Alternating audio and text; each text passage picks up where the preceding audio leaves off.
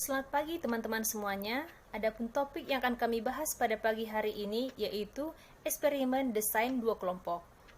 Kami dari kelompok 6, saya sendiri Suster Yunika dan rekan saya Ria Fitriani.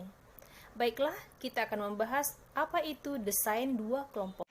Desain dua kelompok adalah desain penelitian eksperimental yang melibatkan dua kelompok penelitian yang dimana masing-masing kelompok mendapatkan variasi variabel bebas yang berbeda-beda. Sekarang kita akan melihat sifat dari desain dua kelompok. Nah, desain dua kelompok ini memiliki sifat yang eksploratif karena digunakan untuk mengetahui apakah variabel bebas memiliki pengaruh terhadap variabel terikat. Selanjutnya, kita melihat tipe dari desain dua kelompok. Desain dua kelompok memiliki 6 tipe. Pertama, static group design. Yang kedua, non-randomized pretest post-test control group design. Yang ketiga, randomized matched to group design post-test only. Yang keempat, randomized matched to group design.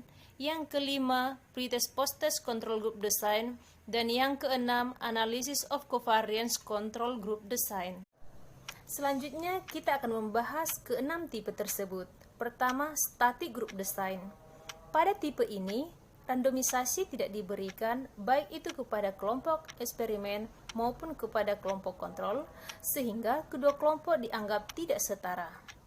Atau dengan kata lain, peneliti hanya dapat memberikan variasi tertentu kepada kelompok eksperimen dan memberikan variasi lain atau tidak memberikan variasi apapun kepada kelompok kontrol. Tipe yang kedua yaitu non-randomized pretest post-test control group design. Desain ini sama dengan desain yang pertama, yaitu tidak dilakukannya randomisasi, hanya saja desain ini melakukan pretest untuk mengetahui kemampuan awal para subjek sebelum melakukan penelitian. Yang ketiga adalah randomized group design post-test only. Desain ini sudah memiliki hasil yang akurat karena kedua kelompok penelitian setara. Hal itu disebabkan karena sudah melakukan randomisasi. Oleh karena itu, ini adalah salah satu desain yang sudah memenuhi syarat dilakukannya penelitian eksperimental. Perlu kita ingat bahwa tipe yang ketiga ini pengukuran independen variabel dilakukan di akhir penelitian. Yang keempat adalah randomized matched group design. Desain ini sudah memiliki teknik kontrol tambahan yaitu matching untuk mengontrol karakteristik subjek agar kedua kelompok setara pada variabel sekunder yang diduga dapat berpengaruh pada dependen variabel selain independen variabel. Jadi pada tipe yang keempat ini, tahapan dapat diurutkan berdasarkan data variabel sekunder, matching, randomisasi, manipulasi, dan post-test. Yang kelima, pretest post-test control group design. Desain ini melakukan pengukuran baik sebelum dan sesudah dilakukannya treatment kepada kelompok. Dengan kata lain, desain ini hampir sama dengan desain non-randomized pretest post-test control group design, hanya saja desain ini melakukan randomisasi. Yang keenam, analysis of covariance control group design. Tipe ini sama dengan tipe yang kelima, yaitu melakukan randomisasi dan manipulasi. Hanya perbedaannya pada analisis statistik yang dilakukan. Selanjutnya, kita masuk kepada kegiatan desain dua kelompok. Kegiatan desain dua kelompok terbagi menjadi 3. Pertama, memberikan variasi variabel bebas kepada setiap kelompok. Kedua, melakukan pengukuran varian antar kelompok. Dan yang ketiga, membandingkan varian antar kelompok. Kelebihan desain dua kelompok. Kelebihan desain dua kelompok yang pertama yaitu meningkatkan validitas internal dengan banyak metode untuk mengontrol variabel sekunder. Yang kedua, membentuk kondisi yang diperlukan untuk melakukan perbandingan. Yang ketiga, merupakan desain yang baik untuk melakukan penelitian eksplorasi dan menentukan mana di antara kedua variasi yang memiliki pengaruh yang lebih besar terhadap variabel terikat. Keempat, mudah dilaksanakan dan dianalisis secara statistik. Sekarang kita masuk kepada kelemahan desain dua kelompok.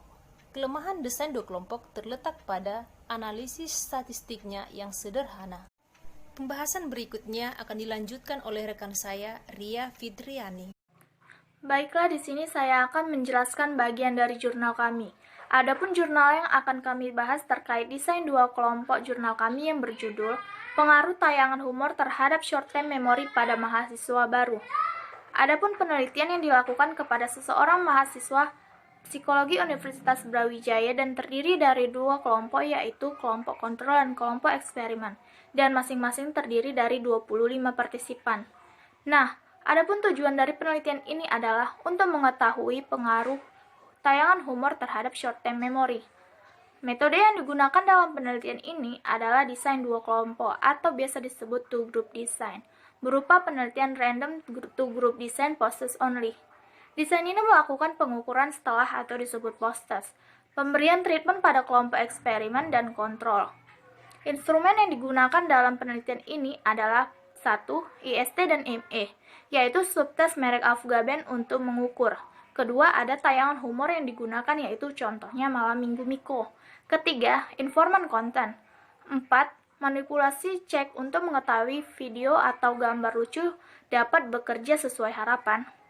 Nah, dari hasil pengujian menunjukkan bahwa 1. Kelompok kontrol memiliki 28% partisipan yang memiliki kemampuan memori yang baik sekali, 60% yang memiliki kemampuan memori yang baik, dan 25% lagi yang memiliki kemampuan memori cukup.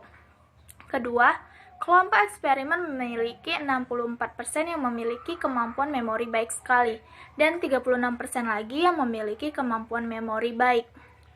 Jadi, peneliti menyimpulkan bahwa pengaruh yang signifikan dari tayangan humor terhadap kemampuan short-term memory mahasiswa program studi psikologi Universitas Brawijaya dan kelompok eksperimen yang diberikan tayangan humor memiliki kemampuan short-term memory yang lebih besar dibandingkan kemampuan short-term memory pada kelompok kontrol yang tidak diberikan tayangan dan humor. Demikianlah hasil presentasi dari kelompok kami. Jika kami ada yang salah, kami mohon maaf dan kami mengucapkan sekali lagi terima kasih.